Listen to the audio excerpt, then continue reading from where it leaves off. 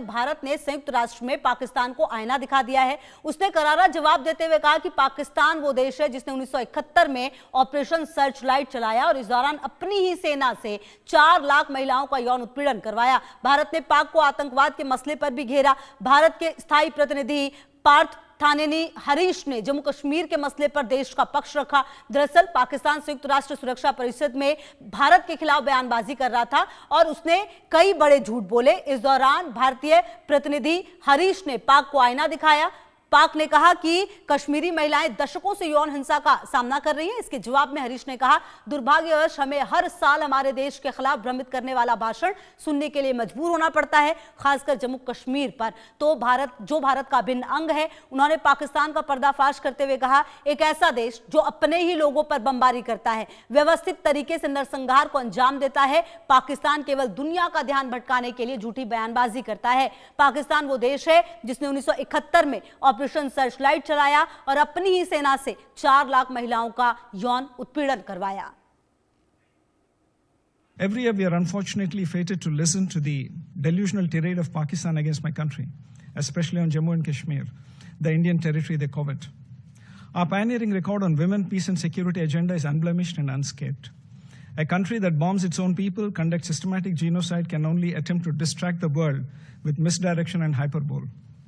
This is a country that conducted Operation Searchlight in 1971 and sanctioned a systematic campaign of genocidal mass rape of 400,000 women citizens by its own army.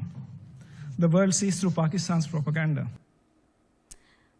और चलिए आगे बढ़ते हुए अब आपको बताते हैं यूएनएससी में कैसे भारत ने पाकिस्तान को बेनकाब किया है। ये अब आपको ग्राफिक्स के जरिए हम समझाते हैं कि क्या कुछ वो बातें कही गई हैं। यहां पर देखिए, यूएनएससी में पाक को कश्मीरी महिलाओं पर बोलना भारी पड़ गया है क्योंकि भारत ने, आपको बता दें, पाकिस्तान को फिर से आईना दिखाया है। उन्होंने कहा है कि भारत की तरफ से कश्मीरी महिलाओं का जिक्र करने पर पाक को भारत से करारा जवाब दिया गया है। जी हां, भारतीय प्रतिनिधि ने पाकिस्तान को भ्रम में जीने वाला बताया है, जो कि वो पहले भी करता रहा है और एक बार फिर भारत ने पर्दाफाश किया है।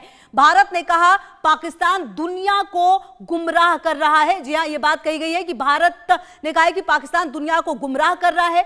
भारत ने पाक को 1971 के ऑपरेशन सर्चलाइट की याद दिलाई। जी हां, यह वही सर्चलाइट था ऑपरेशन जहां पर 4 लाख महिलाओं को रेप और नरसंहार किया था पाकिस्तान ने खुद ही अपने देश में। जी हां, पाकिस्तानी सेना ने लाखों महिलाओं के साथ दुष्कर्म और नरसंहार की घटना को अंजाम दिया था। आपको बताएं, संयुक्त राष्ट्र में कई बार बेइज्जती करवा चुका है पाकिस्तान और एक बार फिर से उसने अपनी बेइज्जती कराई है। भारत आतंकवाद के मसले पर भी पाक का काला सच दुनिया के सामने रख चुका है और एक बार फिर से एक सच रखने की कोशिश की गई है क्योंकि पाकिस्तान वो देश है जो हमेशा ही झूठ बोलकर, हमेशा ही बिना तर्कों के, आप कह सकते हैं कुतर्कों के साथ भारत को बदनाम करने की कोशिश करता है, लेकिन भारत हर बार उसकी जो एक प्रतिक्रिया होती है वो क्लियर कर देता है। और हमारे साथ ब्रिगेडियर रिटायर्ड शरदेंदु रक्षा विशेषज्ञ जुड़ गए हैं, साथ ही साथ श्रुति दास गुप्ता जी भी जुड़ गई हैं, विदेशी मामलों की जानकार है। सबसे पहले शरदेंदु सर, आप ही के पास आते हुए, ये पाकिस्तान है और पाकिस्तान को समय समय पर याद दिलाना पड़ता है कि तुम्हारा देश और तुम्हारे देश की आर्मी क्या करती है। भारत ने ऑपरेशन सर्चलाइट की याद दिला दी पाकिस्तान को आज।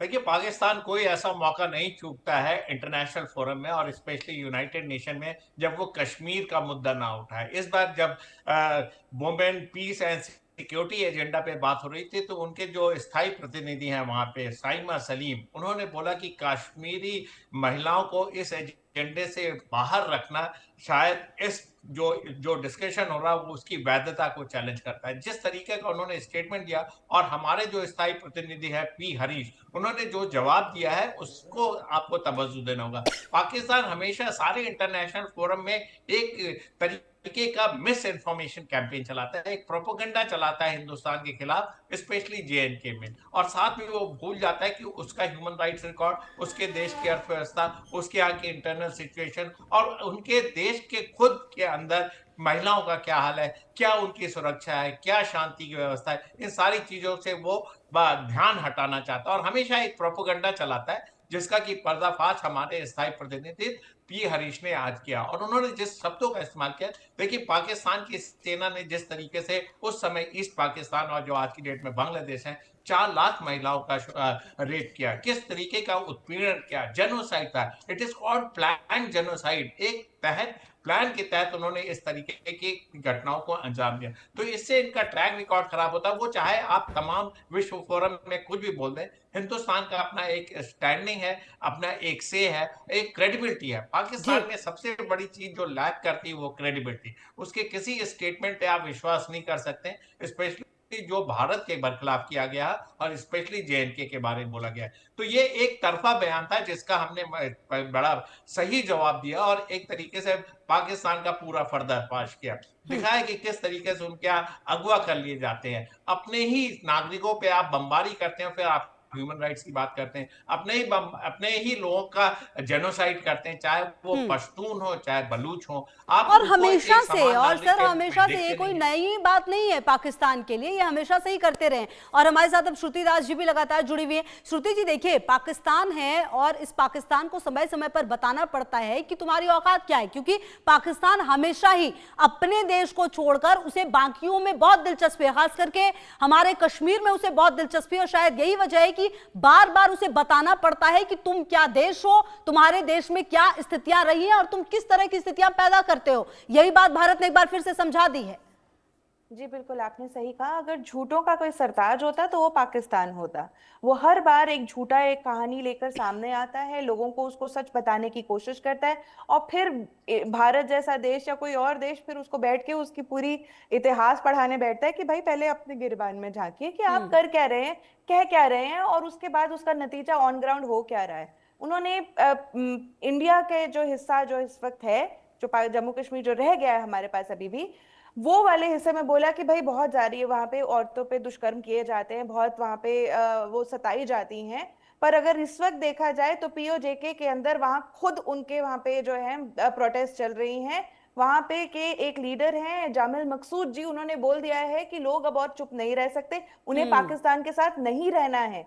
तो पाकिस्तान के जो आपके पॉलिटिकल रिप्रेजेंटेटिव्स हैं वो खुलेआम आके ओपन मीडिया में कह रहे हैं कि हमें पाकिस्तान के साथ नहीं रहना है, पीओजेके वापस इंडिया में आना चाहता है। और इस वक्त वहां पे ये प्रोटेस्ट इसीलिए चल रही हैं क्योंकि वहां की आवाम उठ के जाग उठी है कि इनके साथ रहना मतलब इनके रंग में रंग जाना, झूठ की झूठ चादर ओढ़ते जाना, और कभी भी आगे बिल्कुल। और शायद यही वजह है कि इस तरह की आवाज भी उठ रही है। आप दोनों रहिए हमारे साथ, हम आगे भी बातचीत करेंगे आप दोनों से, और इसी बीच जो एक अहम जानकारी आ रही है वो अपने दर्शकों को दे दें। कंगाल हो चुके